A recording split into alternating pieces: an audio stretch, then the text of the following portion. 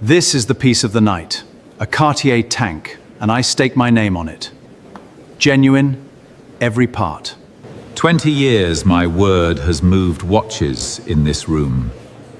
Ask the valet. He is standing right there. It is a beautiful fake.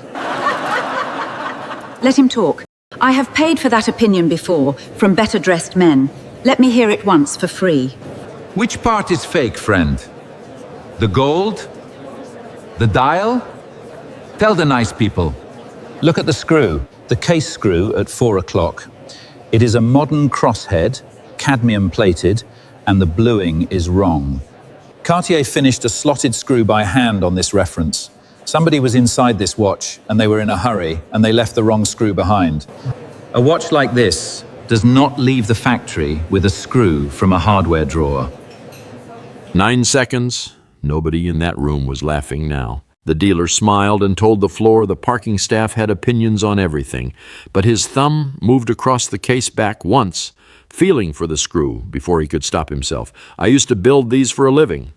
I know what a man looks like when he already knows. The room laughed when the valet said the Cartier was fake. Then he pointed at the screw. To understand that screw, you have to know who taught me to look inside a thing instead of at it.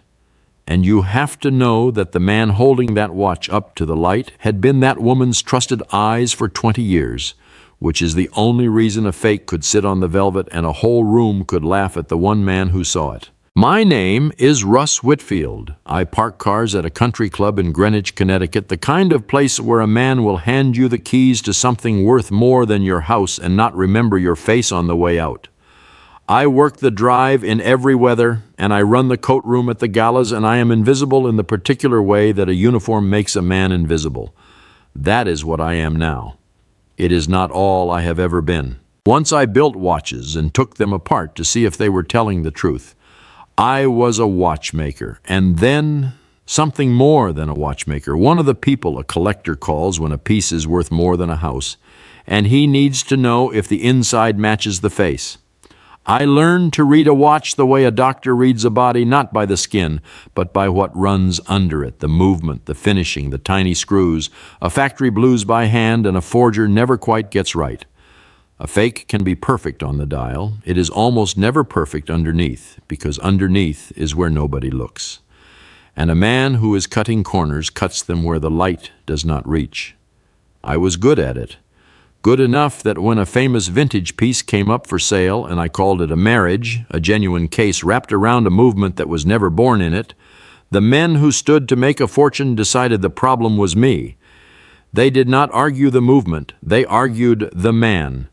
They whispered that a fellow who can fake a doubt that well probably knows how to fake a watch, and the whisper did what a whisper does.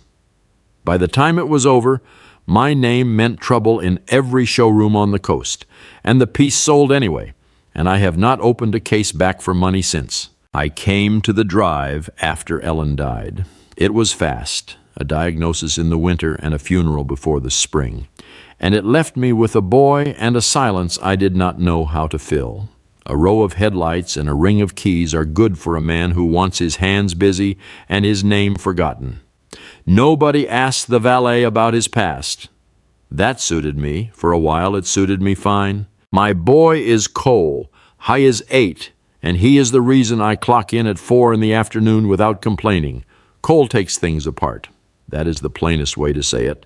An alarm clock, a remote, a toy that stopped working. He lays it out on a towel on the kitchen table and opens it up and spreads the guts in a careful row, gears and springs and little screws, and he studies them the way other boys study a ball game. He wants to know what makes a thing run. He does not always get it back together. That is not the point for him. The point is the inside. He says the outside is just the part they let you see. High keeps one thing he will not take apart.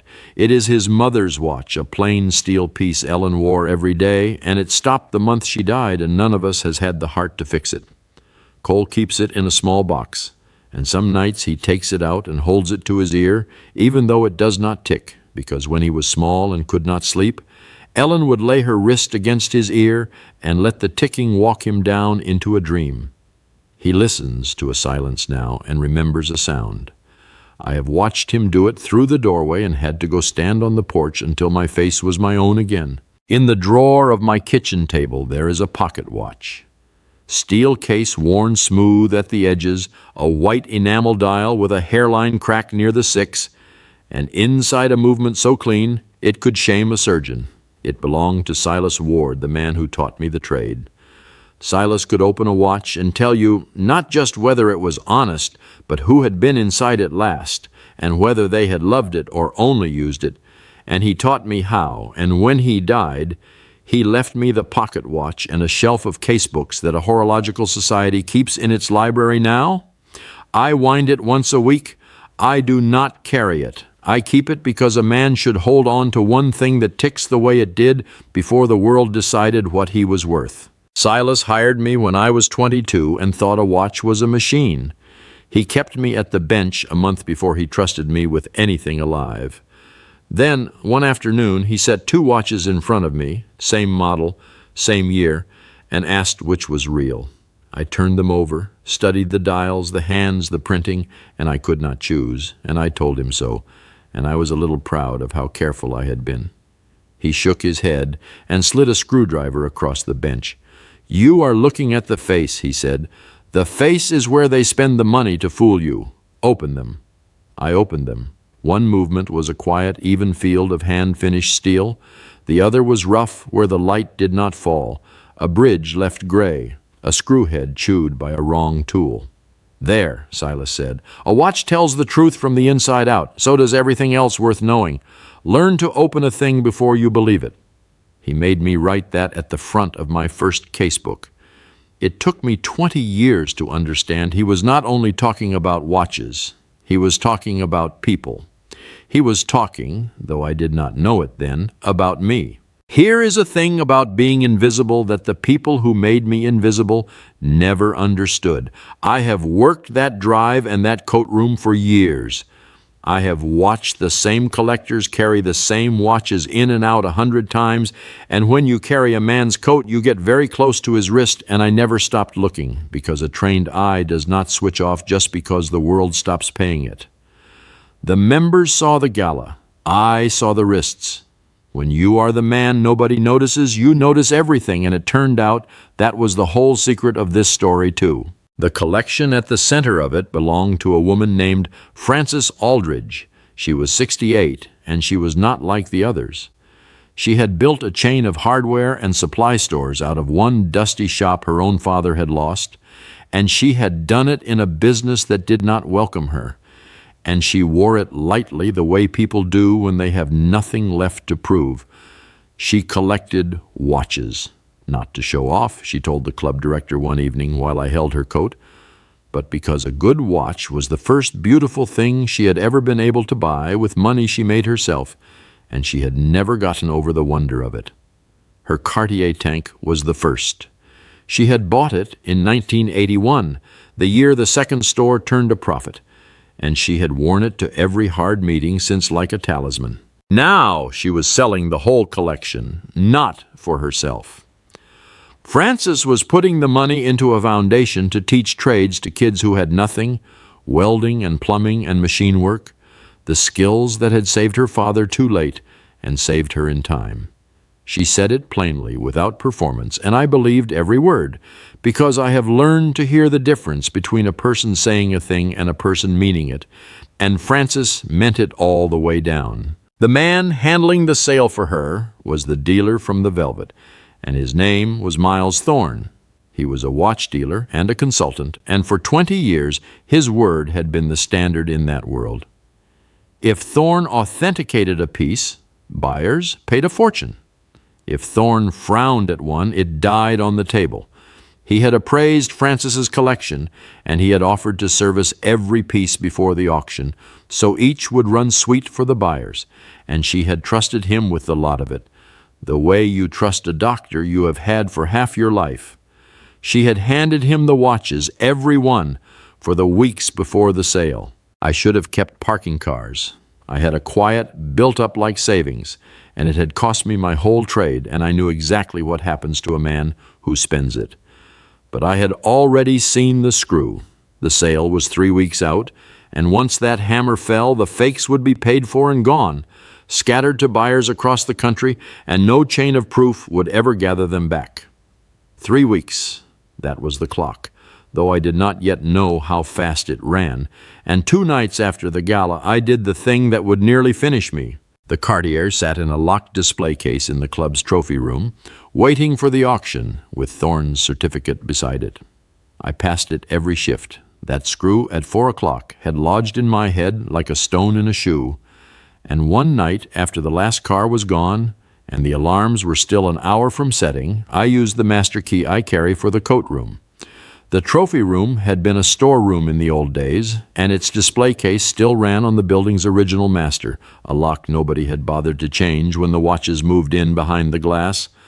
My key turned it. I opened the case. I know how that sounds. It was not my watch, and it was not my sale, and I had no business with a loop anywhere near it. But my hands remembered the work before my head could argue. I carried it to the light in the empty coat room, and I turned it over and I opened the case back, and what I saw took the floor out from under me. The movement was wrong, not just serviced, not just tired. It was a decent movement, but it was not the one Cartier had built for that case, and it was not the one that belonged there. The serial on the case, though, was hers. I read it 3 times. And it matched everything I could recall of her papers down to the last digit, which is exactly why the auction house had checked the number, nodded, and never gone deeper. It had been recut by a steady hand, close enough to pass any inspection that stopped at the serial and never opened the back.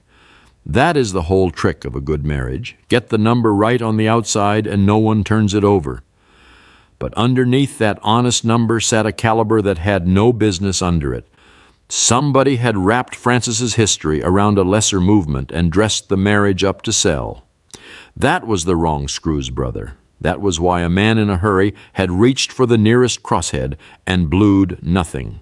But that was not the part that turned me cold. The part that turned me cold was what I did not find. Years ago, Silas had serviced Francis's Cartier. I knew this the way you know a thing you were raised on, because Silas kept records of every watch he ever touched, and he had told me the story once, the self-made woman and her first beautiful thing, and he had done what he always did when he closed a case he was proud of. He left a mark inside, a tiny private stroke on the movement that only another watchmaker would ever find, a signature under the dial where the world never looks. Silas's mark was not in this watch, because this was not the watch Silas had serviced. This was not Francis's Cartier at all. I sat in that dark coat room with a dead man's lesson ringing in my ears. Open a thing before you believe it. The face was Francis's. The inside was a stranger's. Somewhere between her hands and that velvet, her first beautiful thing had been swapped for a lie, and the only man who had held it in between was the man whose word no one in that room would ever doubt. I photographed the movement, close and square under the lamp, and I closed it up and put it back and locked the case. I told myself I would let it lie. I did not, because a swap like that is never one watch. A man does not build a single fake and stop. So, the next day, I did what I do when I cannot sleep. I laid it out like a case. If Thorne had swapped the Cartier, he had done it during the weeks he held the collection to service it. That was the only window.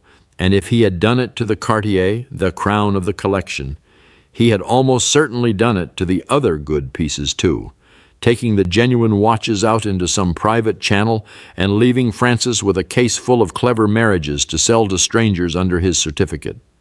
He would get the real watches, the buyers would get fakes, and Francis would get a fraction of what her life's work was worth, and she would thank him for handling it so gently, and her foundation would open with a hole in it she would never know was there. I did the other arithmetic that morning, the kind that turns a hunch into a motive. A genuine vintage Cartier of that quality with real provenance brought a number deep into 6 figures at auction. A clever marriage of the wrong movement in a good-looking case, sold to a buyer who trusted a certificate, brought almost as much on the night, then quietly fell apart in some future owner's hands long after the sale was final and nobody was chasing it. Do that to the Cartier and to 3 or 4 other crown pieces, and you have moved most of $2 million out of a foundation for poor kids and into a private channel overseas, one gentle service appointment at a time, and never once raised your voice. That was the genius of it. Nobody chases a theft they were talked into calling a favor. Frances would have written him a thank you note. She nearly did. I did not have proof yet. I had a photograph and a memory of a dead man's habit, so I went to find the records that outlived him. The Horological Society kept Silas's casebooks in a reading room above its library, and a young archivist brought me the boxes and a pair of cotton gloves and a pencil, no pens, which would have made Silas smile. I found Frances's Cartier in an afternoon. There it was in Silas's hand, the date in 1996, the model, the movement caliber, the serial, and a small note about the private mark he had left on the bridge. I set my phone photo beside his page and my throat closed. The serial read the same, of course, because a forger had copied it onto the case by hand. But the caliber Silas had recorded for that serial was not the caliber now living under it, and the private mark he swore he had left on the bridge was gone. A number can be recut.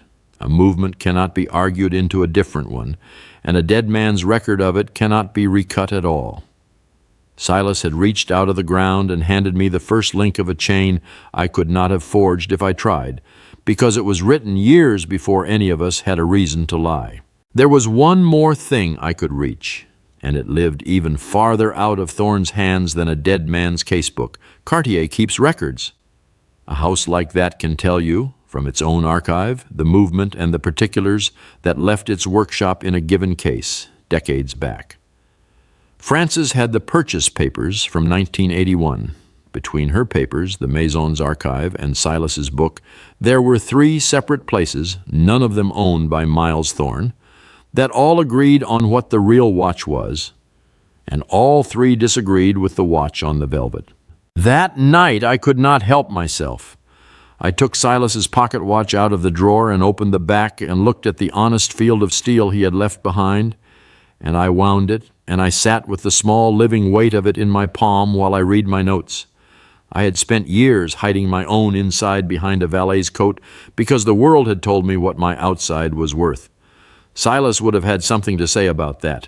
He would have opened me up and pointed. But knowing a thing and proving it to a room are different jobs. And I was a man in a parking uniform with a phone full of pictures I had no right to take. I almost let it go. I want to be honest about that. The morning after the library, I made breakfast and watched Cole take apart a broken flashlight, tongue between his teeth, laying the parts in a row.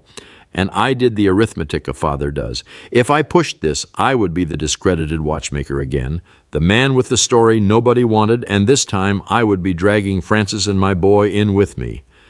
The quiet had cost me a trade. It had also kept a roof over Cole's head and a light in his window. "Dad," Cole said, not looking up, "how do you know if something is really broken or just faking?" "Faking how?" "Marcus has a watch he says is real gold, but it turned his wrist green." He held up the flashlight guts. "You have to open it. That is the only way to really know, right? You cannot tell from outside." "No," I said, and something in my chest turned over. "You cannot tell from outside. You have to open it." He nodded like I had confirmed a law of physics and went back to his row of parts. I looked at my son, who had just described my whole trade without knowing it, and I understood I was not going to walk away. A man who teaches his boy to open a thing before he believes it cannot go to work and keep a case shut because opening it is dangerous. I found out how dangerous 2 days later. I needed someone who had been inside Thorne's operation, and the name that kept coming up when I asked careful questions in the trade was Hollis Payne. She had been a bench watchmaker in Thorne's workshop for years, the one who actually serviced the pieces while he took the meetings, until she left the winter before. I tracked her to a repair counter in a jeweler 2 towns over, and I waited by her car like a man with nothing left to lose, which I was. She did not want to talk. Then I said the word marriage, the way a watchmaker means it, a case and a movement that were never born together, and something in her face gave way. I serviced Mrs. Aldridge's pieces, she said finally in the front seat of her car with the heater running. Or I was supposed to. They came in, I logged them, I photographed the intake the way I always do, dated. Then Miles took the good ones into his private office to handle himself. Said the client wanted him personally on the crown pieces. When they came back to the bench for final regulation, the Cartier was not the Cartier I had logged. Different movement. I knew it the second I opened it. I have opened 10,000 watches. You do not forget a movement you have held. Did you say anything? I asked. He told me I was mistaken, that he had swapped in a service movement to protect the original and would reunite them before the sale. Watchmakers do that sometimes, honestly, so it was almost believable. She looked at me. Almost. But the original never came back, and it was not just the Cartier. 3 other pieces came back wrong. I started keeping my intake photos at home. You have them? Dated? Every one. And there is more you should know. She gripped the wheel. The buyer for the good watches, the ones that left, was an outfit called Halcyon Reference. Overseas address, a lawyer for a contact, no people I could ever find. I processed the export paperwork before I quit. Genuine vintage watches sold quietly abroad while fakes went up at auction here under his name. A shell company. That was the third link forming in the dark. The concealment, the real watches vanishing overseas under a name that led nowhere while the marriages went to the block wearing Thorne's certificate. Will you say all this to the family? To the people who ask the hard questions? She was quiet a long time. I have a mortgage and a reputation in a small trade, she said. Miles knows everyone. But yes, if I am not alone in it, if it is not just my word against his 20 years, yes. I drove home thinking the hard part was behind me. It had not started.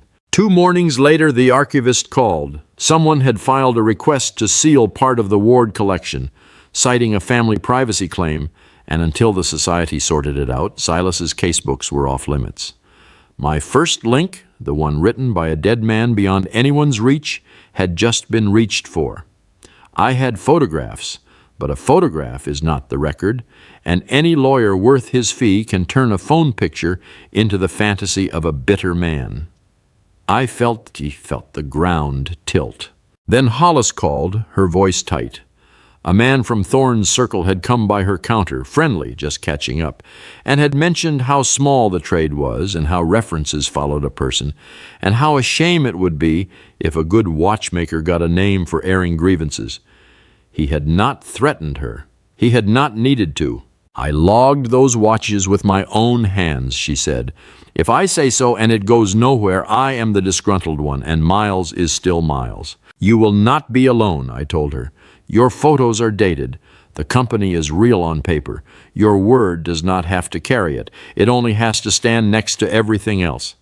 I heard her breathing on the line. Silas Ward used to tell me a movement does not argue.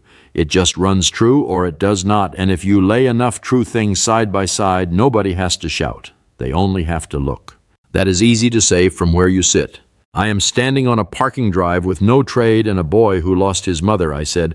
I am not sitting anywhere easy. I am just done keeping the case shut. Ja kept her photos. That would matter more than either of us knew. Then Thorne wound his move tight and let it go before I ever heard the spring release. I came in for my shift and my key would not work the staff door, and the club manager met me at the drive and would not look at me.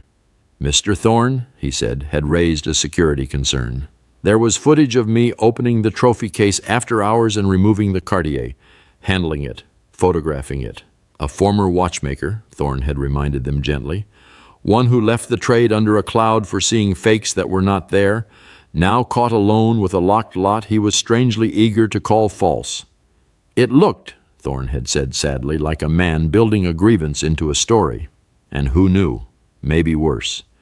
Maybe a man setting up a theft or a swap of his own to blame on his betters. I was suspended pending review. My access was gone. Do not enter the club. I had taken every true fact and reset the hands on it to read the hour he wanted. I had opened that case. There was footage. Each thing he said was real and arranged, and together they built the man he needed me to be, the disgraced expert with his fingerprints on the very watch he accused. The one man who could read the swap was now the only man in the building who had touched it in the dark. That was the first turn of the crown, and it wound me down to nothing, and standing on that drive in the cold, I understood I had handed him the key myself when I picked the lock on that case. I sat in my truck and did the thing you do when they take the ground out from under you. I asked what they could not reach. They could suspend me. They could seal a dead man's book for a while. They could take my key and my paycheck. But they could not touch Frances Aldridge's purchase papers from 1981, sitting in her own files, describing the real Cartier and its serial decades before Thorne ever held it. They could not rewrite the Cartier archive across an ocean. And a sealed casebook can be unsealed by a judge who is told why. The chain did not live in the building I was locked out of. It lived in 3 places Thorne did not own. So I did the one thing I had left. I called Frances Aldridge, and I told her everything, and I asked her to do what I no longer could. I will not pretend she believed me at first. A woman does not enjoy being told that the man who has guided her collection for 20 years has been gutting it, and that her source is the valet he just called a thief. But Frances had built a life on knowing the difference between a good pitch and a true one, and she was not a woman who looked away because looking hurt. "Send me what you have," she said, "and then stay out of it, Mr. Whitfield, for your own sake. If this is real, it will not rest on you. It will rest on me." She pulled her own papers first, the purchase documents and the old insurance rider, the serial written plain. She wrote to Cartier as the registered owner and asked for the archive extract, and when her lawyer added that a ring of counterfeits was being sold under the Maison's own name, a house that guards its name above almost everything answered faster than such requests are usually answered. She had a judge unseal the relevant page of Silas's casebook inside a week, because a court moves fast when a lawyer explains that a privacy claim is being used to bury a fraud. And she did one thing I had not asked. She requested a full accounting of every piece Thorne had ever serviced for her, and then she went looking for his other clients, because a man who does this to one collection has done it to more, and the pattern is the proof. Then she called a meeting in the club's boardroom 10 days before the auction, and she asked Miles Thorne to attend, and the club directors and the auction house, and without telling anyone why, she asked that the suspended valet named in the security report be allowed in the room.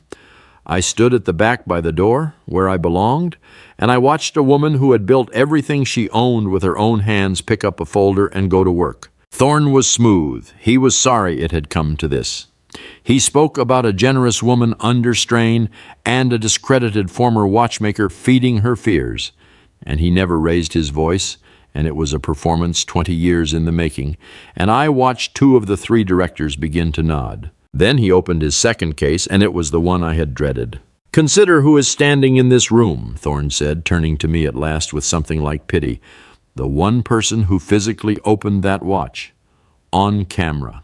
A man drummed out of this profession for exactly this, for finding fakes that were not there. Every mark he claims to have found, he had the skill and the access to create. If that Cartier shows a mismatched movement today, ask yourselves who was alone with it, in the dark, with a loop and a grudge." He spread his hands. "I have given this woman 20 years. He has given her a story and a phone full of photographs. Whose word is that?" It carried. I felt it carry. That was the second turn of the crown, and for a moment it hung in the room, and it was working, because it was almost true, and almost true is the most dangerous thing there is. Frances Aldridge let the silence sit. Then she opened her folder. "You are right that Mr. Whitfield opened the watch," she said. "So none of this rests on Mr. Whitfield. It rests on paper he never touched, and on a movement that was recorded before he owned a loop." She laid down the first sheet, my purchase documents from 1981, and the insurance rider with the serial of the Cartier I bought with the first honest profit of my life. Filed with my insurer, which is not this club and not Mr. Thorne. "This is the watch I owned. Here is its number. And yes, the watch on your velvet carries that number too.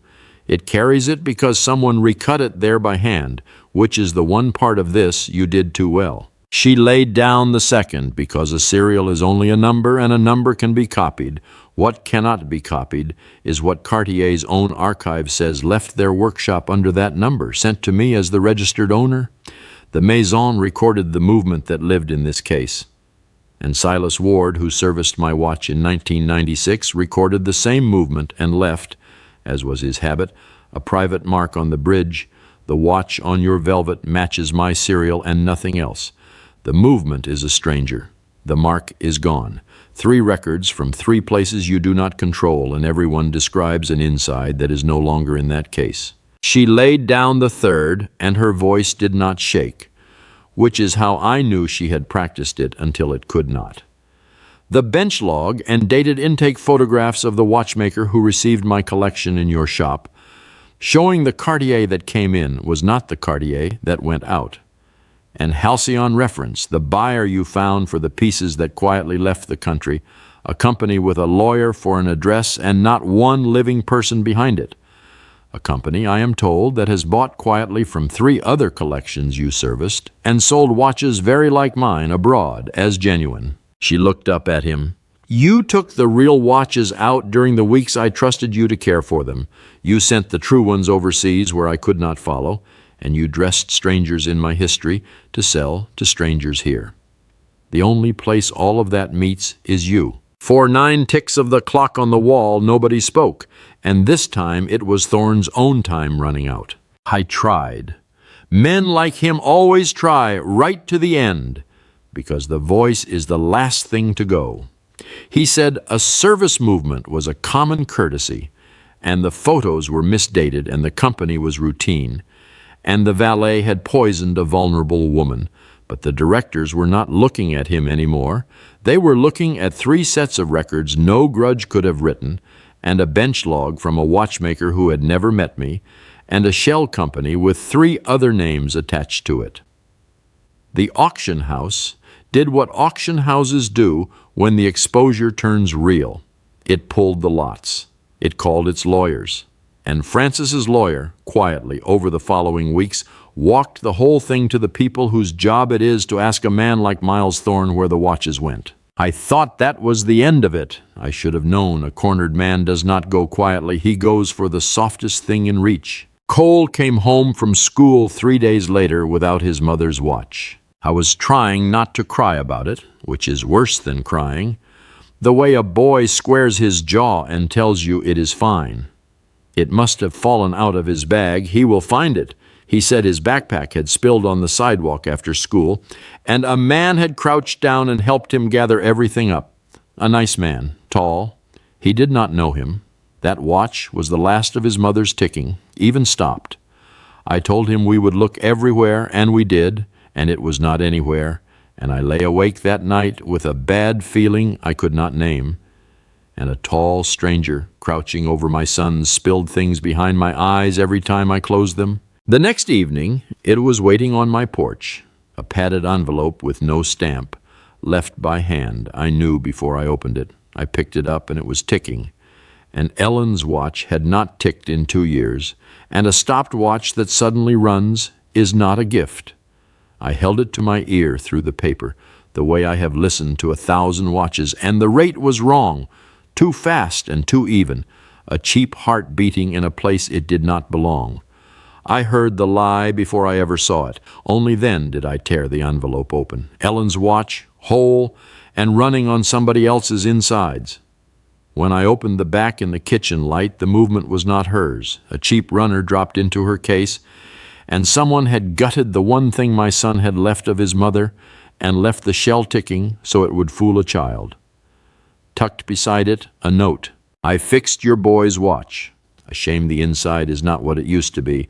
Some things run better if you leave them alone. I read it standing on the porch, and once was enough. This was not a threat to hurt my son. It was colder than that, and smarter. The auction was already lost to him, the lots pulled, the lawyers circling. But the sale had never been the whole of it. The trial was coming, and I was the one witness who could stand in front of a jury and open his 20 years of watches one case back at a time. And he knew it, so he was not trying to win the sale anymore. He was trying to make the watchmaker go quiet before the watchmaker could testify. He had reached into the one safe place my boy had, taken the thing that held his mother and hollowed it out, to show me he could put any inside into any outside, even a child's, and leave it running so smooth that nobody would ever check.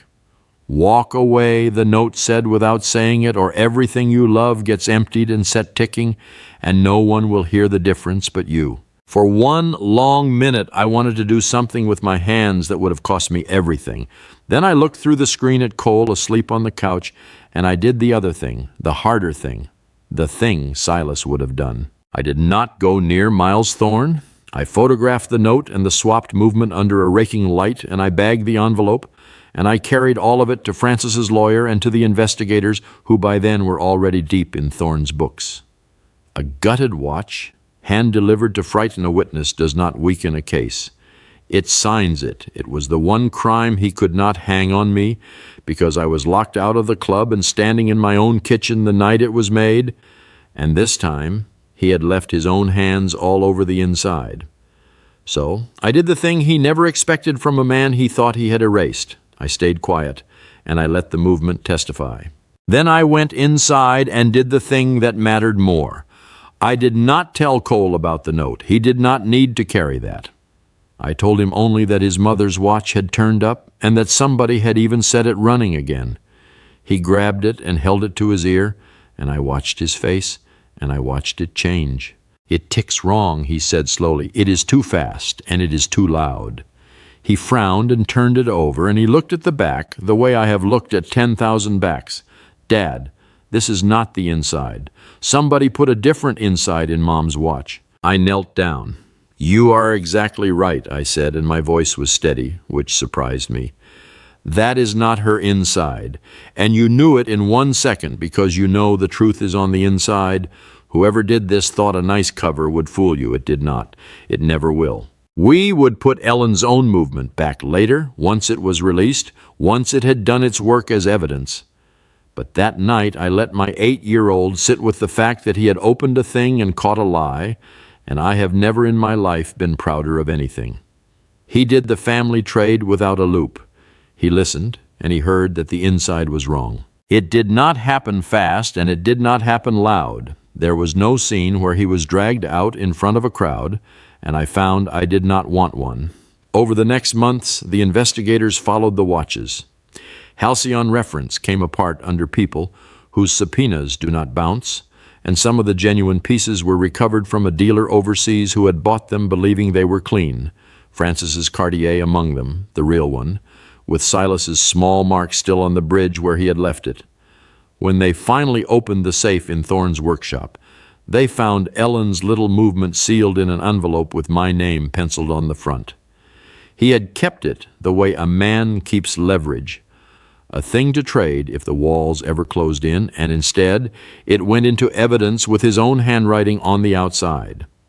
3 other collectors got letters they had waited years to receive without knowing it. One was a retired schoolteacher in Vermont who had been told her father's wristwatch was a market copy and had let it go for pocket change, and who wrote back to say she had spent 6 years feeling foolish for believing her father had ever owned anything fine, and now knew he had. That was the part that got me. Thorne had not only stolen watches, he had stolen the truth of what people had meant to each other and handed back a lie that ran just well enough to fool them. Miles Thorne was charged with fraud and grand larceny and a stack of things I stopped keeping track of, and he traded his soft certainty for a lawyer of his own, and the law took its slow, sure time with him. It was the quiet kind of justice, the kind that never raises its voice. The system does not need to break a man's face. It only needs to open him up and look at what is really inside, which is the one thing a man like that cannot survive. Francis Aldridge's collection went to auction the following spring, the better part of a year after the night the room laughed. The real pieces went as what they always were, at prices that made the auctioneer clear his throat, and her Cartier she did not sell at all. She kept it. The foundation opened with every dollar it was meant to have and more, because a story like this brings buyers who want a piece of something true, and the first class of kids started welding and wiring that fall. She asked me to come to the sale, not to work the door.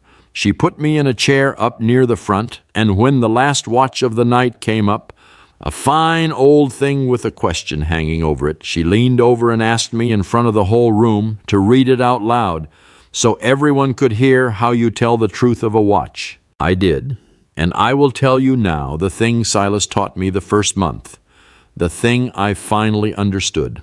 A watch tells the truth from the inside out. He meant the movement. He also meant the man. The worth of a person is not on the face they show the room. It is in the part nobody bothers to look at, the part that keeps running honest in the dark. And if you spend your life opening things up, you learn to trust that inside over any shine. Thorne was believed because his outside was perfect. Frances was robbed because hers was quiet. I was written off because mine wore a parking coat. All three of those were the same mistake, and it is the oldest one there is. Cole sat beside me at that sale. He is 9 now, and his mother's watch is back in its box with its own true inside restored, ticking the way it did when it walked him to sleep. And there is a new thing in his box beside it, because the night after the boardroom, before I even knew how the law would land, I took the pocket watch out of the drawer. I had kept Silas Ward's pocket watch in that kitchen drawer for years, telling myself I kept it to remember who I was. That was only half true. I think I was waiting for it to have somewhere to go. I sat down with my son, and I showed him how to open the back without scratching it, and how the movement lay quiet and even underneath, all that honest steel a dead man had left running, and then I wound it and put it in his hand. This belonged to the man who taught me, I said. He taught me that a watch tells the truth from the inside out. He was not only talking about watches. Do not ever let anybody judge you by your cover, and do not you judge anybody by theirs. You open a thing up, you look at what keeps it running, and you make sure your own inside is something you would be proud to have somebody open. Cole held it to his ear and closed his eyes, and he listened to it tick. A real, uneven, living tick, and then he opened the back the way I had shown him and looked at the movement, checking the inside against the sound, because that is who he is now and who he was always going to be. He did not say anything for a while. Then he said it ran true. He was right. I did not have to tell him. He had learned to look for the part that keeps a thing honest, and he had learned it from a woman who let him listen to her wrist, and a man in the ground, and a father who finally stopped hiding what he was, and nobody was ever going to swap that inside out. Frances still calls now and then to tell me how the foundation kids are coming along. And once, at the end of that spring sale, when the room had cleared and it was only the two of us and the boy, she stood in front of the empty cases and smiled at me, the way you smile when a joke you once heard has turned into something you meant. The night this started, she said, a whole room laughed because a valet had an opinion on a Cartier. She put out her hand. I could use a set of eyes like yours, not at the door, next to me where people can see them, and bring your son. I shook her hand. Cole was already at the last case, holding the pocket watch his teacher's teacher had held, listening to it tick and then opening the back to check, reading a watch the only honest way there is, from the inside out.